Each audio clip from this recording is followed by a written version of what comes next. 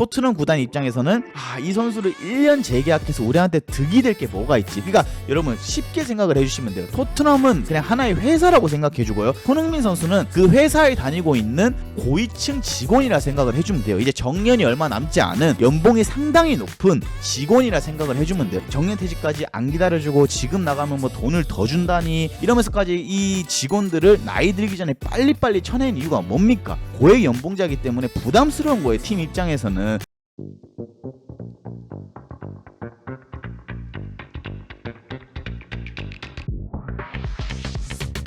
일단 첫 번째 주제 같은 경우에는 일단은 제가 뭐 오늘 하루 종일 기사를 많이 봤어요. 많이 보고 뭐 서치도 해보고 찾아보고 이렇게 했는데, 일단 손흥민 선수의 재계약에 대한 오피셜한 기사는 현재까지 나온 게 없습니다, 여러분. 그렇기 때문에 이 기사들로만 여러분들에게 설명을 해주면은, 일단 토트넘 손흥민 영원에 떠나보낼 위기, 그 다음에 언론 포스텍 감독은 장기 계약을 원할 거, 이렇게 이제 기사 제목이 떴고요. 이대로 손흥민을 내보내면은 FA 선수가 된다라는 뜻입니다. 그래서 영국 데일리 메일은 오늘부터 새로운 팀들과 협상에 나설 수 있는 총 82명의 선수 명단이라는 제목으로 손흥민과 토트넘 호스퍼의 상황을 전했다. 그러니까 이거는 솔직히 다른 유튜브에서 너무 많이 설명했는데, 혹시나 이거에 대해서 좀 이해를 못하고 계시거나 아니면은 한 번 더 설명이 필요한 분들이 계실 수도 있기 때문에 한 번 더 설명을 해드릴게요. 즉 올 6월 달에 계약이 만료가 되는 선수들, 2025년 6월 여름에 계약이 끝나는 선수들에 한해서 그로부터 6개월 이전인 1월 1일부터는 만약에 현재 소속된 구단과 재계약을 하지 않을 시에는 보스만 룰이라는 규정이 발동이 되면서 이 선수들은 타 팀과 자유롭게 계약에 대한 논의를 할 수 있습니다. 왜냐하면 이 선수들도 선수들만의 계약에 대한 권리가 보장이 되어야 되잖아요. 노예가 아니잖아요. 그래서 이게 보스만 룰에 따라 가지고 오늘부터 손흥민 선수는 잉글랜드 외에 다른 해외 구단들과 자유롭게 이제 협상이 가능해진다라고 합니다. 그렇기 때문에 이제 손흥민 선수 같은 경우에는 이제 구단의 침묵이 손흥민 선수의 이적 가능성을 현재 엄청 높이고 있다라고 해요. 다수의 현지 언론과 축구 전문가들은 토트넘이 곧 손흥민의 계약 연장 옵션을 발동할 것이라고 전망을 했지만 2024년의 마지막 날까지도 이렇다 할 움직임이 없었다. 그러니까 이거는 솔직히 저는 최근에 제가 후토크 올린 것 중에 하나가 있었죠. 손흥민 선수가 이제 황희찬 선수와 코리안 더비를 했던 울브스전에 경기력이 매우 좋지 않았어요. 저는 그래서 그 경기력이 좋지 않았던 부분에 대해서 손흥민 선수가 지금 축구 외적으로 생각이 너무 많은 시기인 것 같다. 왜? 이런 재계약 이런 문제도 선수들한테 상당히 민감한 문제거든요. 왜냐하면은 손흥민 선수도 개인적인 에이전트도 있을 거고요. 에이전트가 구단이랑 계속해서 상의를 하고 협상을 할 거지만 그렇다 할 움직임이 없었기 때문에 손흥민 선수도 선수로서 스트레스를 굉장히 많이 받아왔을 거예요. 그런 상황에서 외부적인 그런 요인들의 스트레스가 오는데 선수가 경기장에서 좋은 모습을 보여주기 쉽지 않아요. 그렇기 때문에 이 선수들의 심리 상태 이런 것들로 인해서 손흥민 선수가 좀 빨리 재계약을 했으면 좋겠다라고 생각을 했었는데, 아쉽게도 이 토트넘이라는 구단 절대 만만하지 않아요. 이 레비 회장 계약하나라 하더라도 정말 신중하게 하는 사람이기 때문에 지금 양쪽 구단과 선수 간에 약간 줄달리기 혹은 뭐 자존심 싸움이 시작된 것 같아요. 그러니까 토트넘 구단 입장에서는 이 선수를 1년 재계약해서 우리한테 득이 될 게 뭐가 있지. 그러니까 여러분 쉽게 생각을 해주시면 돼요. 토트넘은 그냥 하나의 회사라고 생각해주고요, 손흥민 선수는 그 회사에 다니고 있는 고위층 직원이라 생각을 해주면 돼요. 이제 정년이 얼마 남지 않은 연봉이 상당히 높은 직원이라 생각을 해주면 돼요. 그럼 우리가 거기에 맞대서 비교를 했을 때 우리나라에 있는 회사들도 다 똑같죠. 희망퇴직이니 뭐니 정년퇴직까지 안 기다려주고 지금 나가면 뭐 돈을 더 준다니 이러면서까지 이 직원들을 나이 들기 전에 빨리빨리 쳐낸 이유가 뭡니까? 고급 인력이 있고 고액 연봉자이기 때문에 부담스러운 거예요, 팀 입장에서는. 그리고 이 사람을 내가 이 회사에서 앞으로 정년까지 한 4, 5년밖에 안 남았는데 이 사람을 4, 5년 더 쓴다고 해서 과연 우리 회사에 어떤 이득을 가져다 줄까라는 생각도 분명히 그 회사의 오너라면은 하게 될 거예요. 그리고 반대로 이 나이 같은 직원을 내가 잘랐을 때 이 직원 줄 연봉으로 얼마나 더 많은 신입 선수를 내가 살 수 있겠나, 얼마나 더 많은 신입 직원을 뽑을 수 있겠냐라고 생각을 했을 때는 이 구단 입장에서, 회장 입장에서, 레비의 입장에서는 상당히 생각이 많아질 수밖에 없는 계약이에요. 그리고 손흥민 선수도 어떻게 보면은 지금 뭐 누군가는 에이징 커브다, 나이가 들었다 이런 얘기들을 많이 하고 있는데, 솔직히 솔직히 저는 이번 시즌 활약만 봤을 때 손흥민 선수가 에이징 커브가 왔다라고 하고 싶진 않아요. 왜냐하면은 아직까지도 손흥민 선수가 토트넘에서 득점이라든가 어시스트 이런 경기 영향력만 봤을 때는 예전과 크게 다를 바는 없어요. 물론 그 이전에 비해서 뭔가 득점 빈도라든가 슈팅의 빈도 이런 것들이 좀 많이 낮아진 부분도 있기는 합니다. 하지만 그건 이제 뭐 포스테코글루의 전술적인 부분도 있을 거고요. 전술적으로 뭔가 무리뉴나 콘테 때는 역습형 축구를 많이 했는데 지금은 선수비 후역습보다는 본인들이 공을 많이 소유한 상태에서 상대를 타격을 하기 때문에 어떻게 보면 손흥민 선수가 좀 더 낮은 지역에서 플레이 메이킹 역할도 많이 하고 이런 상황이 많이 벌어지기 때문에 슈팅의 빈도나 뭐 득점의 빈도가 떨어졌다고 해가지고 저는 그걸 에이징 커브라고 보고 싶지는 않습니다. 그래서 다시 뭐 그 얘기로 돌아오자고 하면은 현재 지금 구단과 선수는 줄달리기 중이다. 그래서 일단은 구단은 지금 계속해서 빠르게 손흥민 선수한테 재계약을 하지 않는 이유 중 하나는 제가 방금 말씀드렸던 나이가 들어가고 있고 그 다음에 이 선수의 가치를 봤을 때는 토트넘 입장에서 손해보는 장사를 하기 싫다는 거. 그 다음에 과연 이 선수를 1년 우리가 더 재계약한다고 해서 내년에 이 선수가 더 좋은 모습을 보여줄 수 있냐라고 했을 때는 약간 아리까리한 마음이 지금 생기는 거죠. 구단 입장에서는. 그렇다 보니까 이거를 재계약을 해야 돼 말해야 돼 라는 상황으로 지금 오고 있는 거고, 세 번째 같은 경우에는 손흥민 선수가 어쨌든 잉글랜드 선수가 아니에요. 그러니까 만약에 해리 케인이라던가 진짜 토트넘에서 오래 뛴 레전드급 대우를 받는 잉글랜드 선수, 자국 선수라면은 이렇게까지 손흥민 선수의 재계약이 늦어지지 않았을 거예요. 허나 손흥민 선수는 잉글랜드 선수가 아니기 때문에 아무래도 구단 입장에서 막 그렇게까지 자국 선수를 레전드 대우해준 것처럼 대우를 해주지 않고 있다라는 겁니다. 그래서 팬 입장에서는 상당히 화가 나는 일이 맞아요. 왜? 이 구단에서 벌써 10년을 했어요, 여러분. 한 축구팀에서 10년을 일했다는 거는 한 기업에서 30년 이상 직장 생활을 했다는 거랑 거의 비슷한 수준이에요. 근데 1회 선수를 이렇게 마지막 시점에서 레전드 대우를 해주지 않고 이렇게 질질 끌면서 간만 본다라는 거는 좀 많이 안타까운 상황이기도 하죠. 그리고 이제 토트넘 입장에서도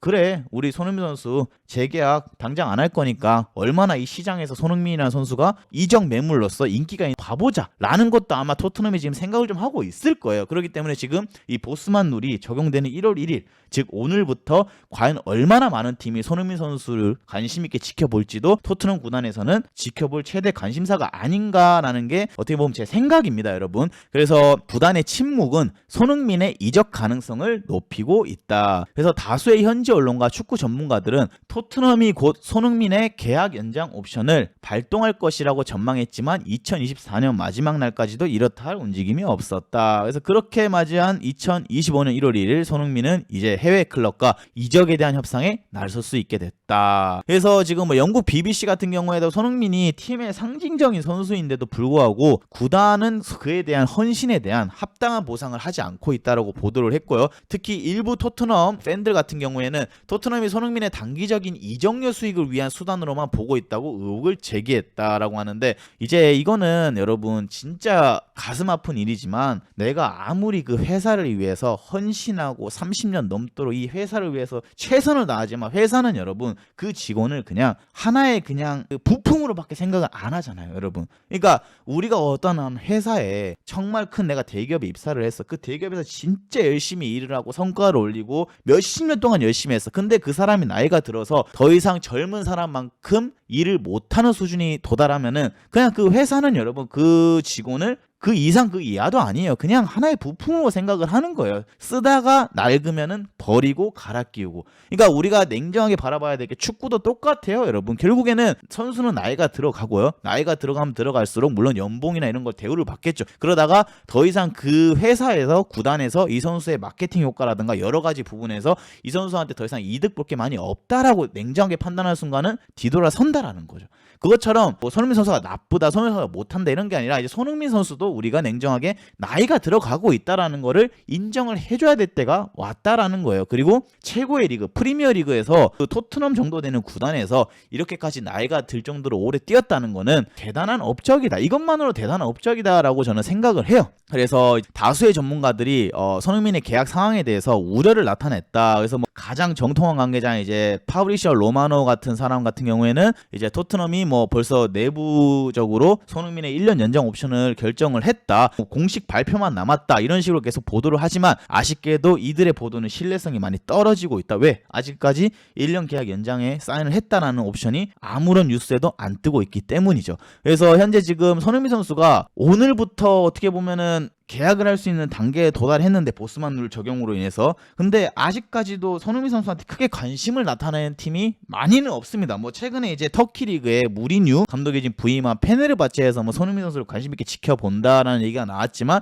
솔직히 손흥민 선수가 지금 터키 리그 갈 정도까지 내려갔다라고 생각을 하지 않아요. 물론 터키 리그를 제가 무시하거나 이런 건 아니지만요. 그리고 손흥민 선수 같은 경우에는 뭐 지난 2년 전, 3년 전만 해도 이적 시장이 항상 매물로 나올 때쯤 됐으면은 항상 맨유라던가 뭐 각종 팀에서 손흥민에게 관심이 꽤 많았었어요. 매물로만 나온다라고 하면. 하지만 지금 이 시점에서 손흥민 선수 같은 경우에는 솔직히 이 시장에서 큰 인기가 없을 수밖에 없는 매물입니다. 왜? 일단 나이가 들어가고 있고, 그 다음에 어떻게 보면 아시아 쿼터이기도 하고요, 어떤 리그에서는. 그리고 손흥민 선수의 연봉을 감당할 수 있는 팀이 아마 많이 없을 수도 있을 겁니다. 그렇기 때문에 과연 손흥민 선수가 얼마나 이 시장에서 인기가 있을 건가라는 것도 좀 의문이긴 하고요. 하면 이제 손흥민 선수와 처음에 비슷한 상황에 놓였던 모하메드 살라가 이제 리버풀과의 재계약에 원칙적으로 합의했다라는 소식이 전해졌고요. 해당 소식을 전한 풋볼 인사이더에 따르면은 리버풀은 살라에게 2년 재계약을 제안한 것으로 알려졌다. 그래서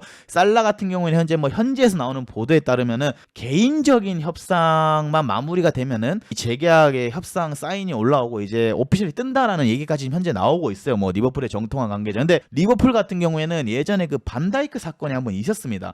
옛날에 사우스햄튼에서 반다이크를 데려올 때 그 하도 외부적으로 말이 많아가지고 그 이후로 리버풀은 막 이적 시장에 관한 거는 웬만하면 막 언론한테 잘 안 흘려요, 이 구단 같은 경우에는. 그래서 아마도 이번 살라 재계약도 좀 조용히 마무리하지 않을까라는 생각을 좀 하는데, 일단 살라랑 손흥민 선수가 어떻게 보면 비슷한 입장이었던 건 맞아요. 살라도 계속해서 재계약을 못했었어요. 왜냐하면은 손흥민 선수와 똑같아요. 나이가 들어가고 있고 고액 연봉자이고, 그 다음에 이 선수의 앞으로 향후 미래에 대해서 구단에서 이 선수에 대해서 의문점을 가졌기 때문이에요. 근데 살라는 지금 솔직히 말씀드리면 국뽕 이런 거 다 빼고 최근 경기에서 살라는 계속해서 증명을 해나가고 있어요. 내가 이 팀에서 왜 뛰어야 되는지, 내가 1, 2년 정도는 얼마나 더 활약을 할 수 있는지에 대한 자신의 그 실력을 계속해서 증명을 해주고 있어요. 그리고 솔직히 덕배라던가 손흥민 선수 같은 경우에는, 손흥민 선수도 이번 시즌 페이스가 나쁘진 않지만 지난 시즌들에 비해서 손흥민 선수의 페이스가 좋지는 않아요, 솔직히. 그렇다고 경기적인 측면에서 손흥민 선수가 영향력을 많이 펼치냐 했을 때 이전 시즌들에 비해서 그렇게 많은 영향을 지금 펼치고 있지도 못하고 있어요. 예전에 비해서. 예전에 워낙 잘했으니까요. 그리고 케빈 데브라이너도 솔직히 누군가는 케빈 데브라이너의 몸 상태를 위해서 관리를 해준다고 이제 나이가 들었으니까 컨디션 관리차 일찍 교체아웃을 하고 선발로 못 나가는 경기가 많아진다라고 하는데, 그런 거는 다 거짓말이에요, 여러분. 저는 솔직히 여러분, 감독들이 그냥 입에 발린 소리를 하는 거예요. 왜? 선수 컨트롤을 해야 되니까. 그래서 감독들이 이 선수 뭐 나이가 들어가고 있고 컨디션 관리차, 이 선수 좀 쉬어야 됩니다, 뭐 이런 거 얘기하는 거는 그 선수를 잡기 위해서요. 그 선수한테 미안한 거야. 왜? 냉정하게 실질적으로 이 선수가 자기 마음에 안 들거든. 이 선수가 진짜 잘해봐요, 여러분. 왜 빼고 왜 경기에 출전을 안 시켜요? 마찬가지로 손흥민 선수도 지난 경기 때부터 계속 60분 막 70분 이럴 때 교체 아웃이 되죠. 그게 왜 교체 아웃이 될까요? 누군가는 뭐 나이가 들어가고 있고 경기 일정이 빡빡해서 컨디션 관리를 해야 된다라고 하지만, 전 냉정하게 바라볼게요. 잘하는 선수면 이 선수를 왜 뺍니까? 분명히 이 선수가 뭔가 부족한 부분이 있고 감독 마음에 들지 않는 부분이 있기 때문에 교체 아웃을 하는 거예요. 그거는 여러분 어쩔 수 없는. 살라가 여러분 60분 70분에 교체되는 횟수가 많습니까? 살라는 웬만해서는 60분 70분에 교체 요즘에 잘 안 돼요. 그냥 감독이 이 선수를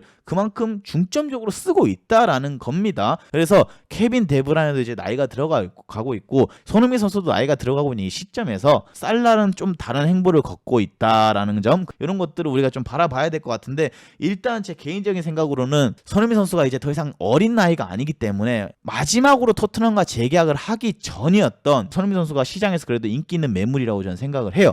하지만 이제 30대 중반에 접어드는 윙어, 이 윙어에게 과연 얼마나 많은 빅클럽들이 관심을 가질까라는 게 좀 의문이긴 합니다. 그리고 손흥민 선수가 과연 프리미어리그에서 계속 뛰고 싶은 것인가 아니면은 떠나고 싶은 것인가라고 봤을 때는 저는 손흥민 선수가 막 지금 당장 사우디나 중국 이런 곳으로 가고 싶어 하지는 않을 것 같아요. 터키도 그렇고요. 계속 유럽에 남아있고 싶어 하긴 할 텐데 과연 토트넘보다 더 상위 구단에서 손흥민 선수한테 얼마나 많은 관심을 가질까가 가장 큰 의문이지 않을까. 저는 냉정하게 그렇게까지 많은 구단들이 손흥민 선수에게 관심을 가질 것 같지는 않습니다. 그리고 어떻게 보면은 뭐 독일 리그라든가 이런 리그로 가서 손흥민 선수가 선수 생활을 좀 마무리를 하는 게 저는 맞다라고 생각을 해요. 물론 뭐 터키도 있고 이탈리아도 있고 여러 리그들이 있지만 독일 리그가 손흥민 선수가 첫 출발을 했던 리그이기도 하고 최근에 이제 자카라는 선수가 아스날에서 또 레버쿠젠에 가서 좋은 모습을 보여주고 있기도 합니다. 그래서 손흥민 선수가 저는 아직까지 죽지 않은 이 활약, 이 몸 상태 이런 것들을 봤을 때는 독일 가도 손흥민 선수 충분히 잘할 것 같다라는 생각이 좀 강하게 들어요. 그래서 우리가 토트넘을 많이 욕하고 토트넘이 많이 나쁘다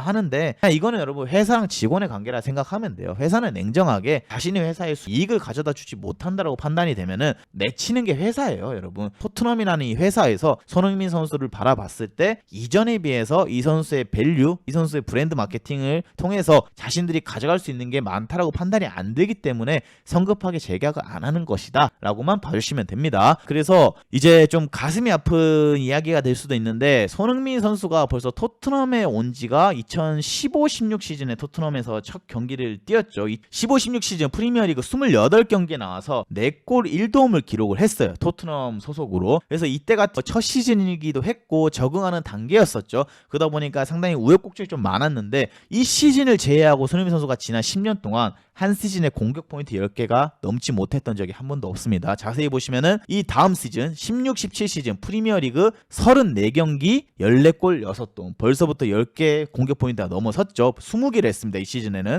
그리고 그 다음 시즌 17-18 시즌 같은 경우에는 37경기에 출전해서 12골 6도움 18개의 공격 포인트를 올렸고요. 18-19 시즌 이 시즌이 거의 토트넘의 피날레, 토트넘의 거의 한 20년 역사 중에 최고의 시즌이었다고 저는 생각을 해요. 왜냐하면은 다른 시즌을 보면 챔피언스 리그 경기 숫자가 10경기 이상 되는 숫자가 없어요. 왜? 챔피언스 리그에서 10경기 이상 뛰려면은 최소 결승전까지 가야 되는 시즌이죠. 그렇기 때문에 손흥민 선수가 이 시즌에 챔피언스 리그 12경기 출전했고 프리미어리그 31경기에 출전하면서 12골 6개의 도움을 기록을 했고요. 그 다음 시즌 19-20 시즌은 공격 포인트 20개를 넘게 됩니다. 21개를 기록하게 되는데 30경기 11골 10개의 도움을 기록하면서 대망의 그 다음 시즌 프리미어리그 2020-21 시즌 프리미어리그 37경기 17골 10도움 그 다음에 이제 대망의 다음 시즌 득점왕을 했던 시즌입니다. 21-22 시즌 프리미어리그 35경기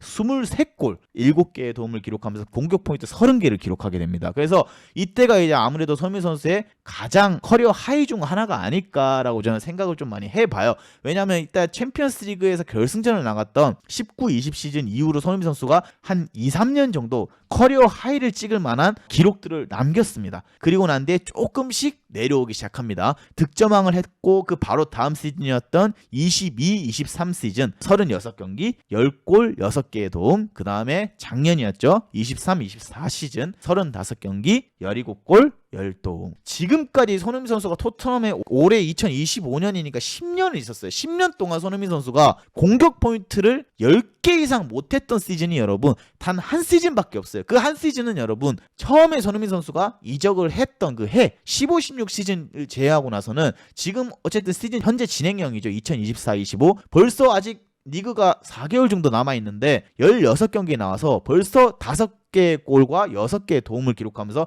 11개의 공격 포인트를 기록을 했어요. 그래서 솔직히 기록으로만 말씀드리면은 엄청난 기록입니다. 그 어떤 구단의 빅 선수도 여러분 10년 되는 세월 동안 매 시즌마다 센터포드도 아니잖아요. 윙어가 공격 포인트 10개 이상을 꾸준히 기록을 해준다는 거는 여러분 진짜 말도 안 되는 대단한 기록이고요. 그렇기 때문에 이 토트넘에서 손흥민이라는 선수를 10년 가까이 데리고 있었던 게 아닐까라는 생각을 하고 또 아까 제가 말씀드렸던 챔피언스 리그에서 12경기를 뛰었던 18, 19 시즌, 이때는 이제 손흥민 선수가 챔피언스 리그 출전을 하면서 결승전 무대를 밟았던 가장 영광스러운 어떻게 보면은 시즌이었죠. 그래서 리버풀에게 아쉽게 뭐 0대2로 패배를 하긴 했지만 어쨌든 결승전에 진출해서 준우승을 기록을 했던 챔피언스리그 토트넘. 물론 지금 토트넘 팬들이 바라봤을 때 야, 토트넘이 뭐 챔스 결승을 갔다고? 라고 하실 수 있는데 토트넘에도 영광의 순간이 있었다라는 걸 여러분들에게 좀 말씀을 드리고 싶어요. 이때 만약에 토트넘이 이겨서 우승 트로피를 들어 올렸다라고 하면은 지금처럼 토트넘이 많이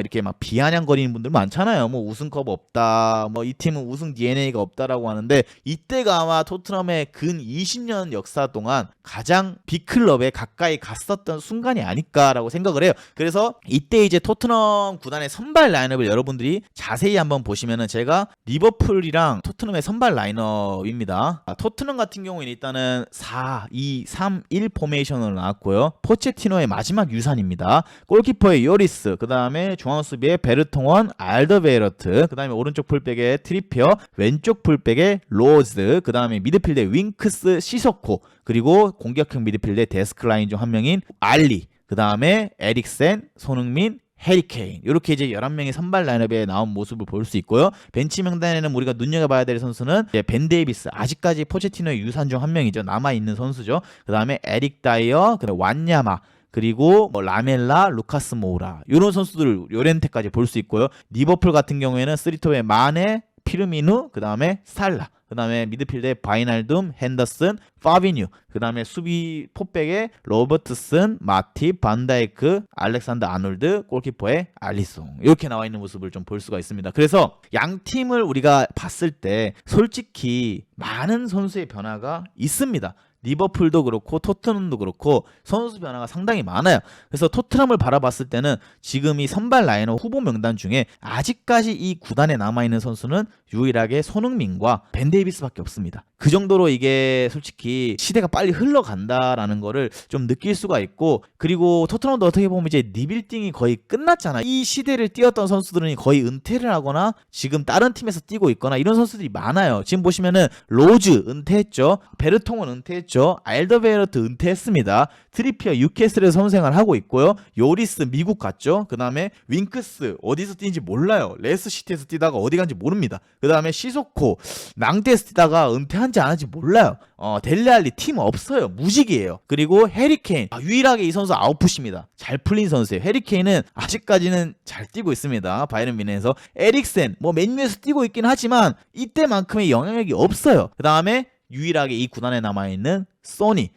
이걸 보면은 이 11명 멤버 중에 과연 현재 토트넘에 공존하고 있는 선수 혹은 아직까지 절정의 기량 혹은 세계 4대 리그에서 뛰고 있는 선수가 몇 명이나 있냐라고 봤을 때 거의 없다라는 거죠. 그것만 봤을 때는 손흥민 선수가 아직까지 이 구단에서 중요한 임무를 받으면서 뛰고 있다라는 게 대단한 업적이다. 솔직히 여러분, 이 구단에 지금 이 11명 스쿼드 중에 해리케인 제외하고는 크게 아웃풋을 성공한 선수가 많이 없어요. 그런 걸 봤을 때는 이 구단에서 엄청난 영향력이 있었던 게 아니면은 이렇게까지 손흥민 선수가 살아남기는 쉽지 않았을 것이다. 벌써 감독도 여러분 3-4명이 바뀌었잖아요.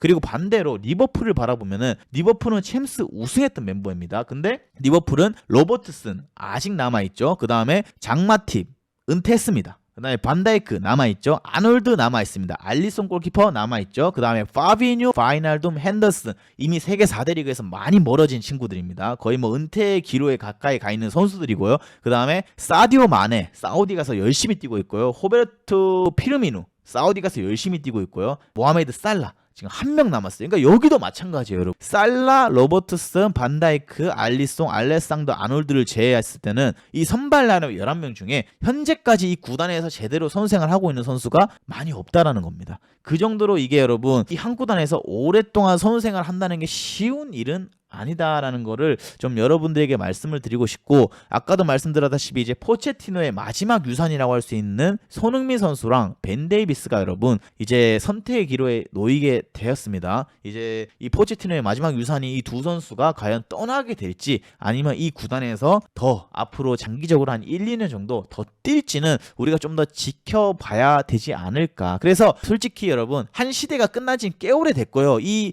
베스트 라인업을 봤을 때 이 시대를 풍미했던 선수는 이미 각기 다 흩어져서 자신의 삶을 살고 있고 은퇴를 했어요. 이미 과거는 끝났습니다. 과거는 지나갔고 이제는 미래 진행적으로 바뀌어야 되고, 토트넘도 이 시대가 끝나고 난 뒤에 수많은 감독 교체를 했었고 그 다음에 수많은 선수단의 변화가 있었습니다. 하지만 이제 손흥민 선수도 그렇고 벤 데이비스도 그렇고 이제는 보내줘야 될 때가 점점 가까워지고 있는 게 아닐까라고 저는 생각을 조심스럽게 해봅니다. 손흥민 선수가 앞으로 어떤 팀에 가서 뛰겠다, 어떤 팀에 가서 뛰었으면 좋겠다 이런 거보다는 저는 뭐 항상 방송에서 말씀드리다시피 그냥 이건 손흥민 선수 아버지도 했던 말이에요. 어느 리그를 가던 어느 팀을 가던 그냥 손흥민 선수가 그냥 행복하게 축구할 수 있는 팀에 가서 선수의 말년을 보냈으면 좋겠어요. 그래서 제가 아까 전에도 뭐 서대 독일 가서 마무리했으면 좋겠다라고 했던 것도 어떻게 보면 손흥민이 컸던 그 구단도 독일이었고요, 여러분. 손흥민이 시작을 알렸던 것도 독일이었잖아요. 그러다 보니까 저는 뭐 독일에서 어떤 분들은 뭐 바이에른 뮌헨을 가야 된다, 뭐 어딜 가야 된다 하는데 솔직히 뮌헨이 여러분 소니를 막 적극적으로까지 영입하기는 쉽지 않아요. 여러분. 나이가 있다 보니까요. 그래서 그냥 분데스리가에 어떤 팀이든 좋으니까 손흥민 선수가 어쨌든 독일어도 할 수 있고 어떻게 보면 제2의 고향이기도 하잖아요. 그래서 분데스리가에 가서 좀 말년은 좀 편안하게 행복하게 축구하다가 은퇴를 했으면 좋겠다라는 거를 저는 좀 생각을 해봅니다.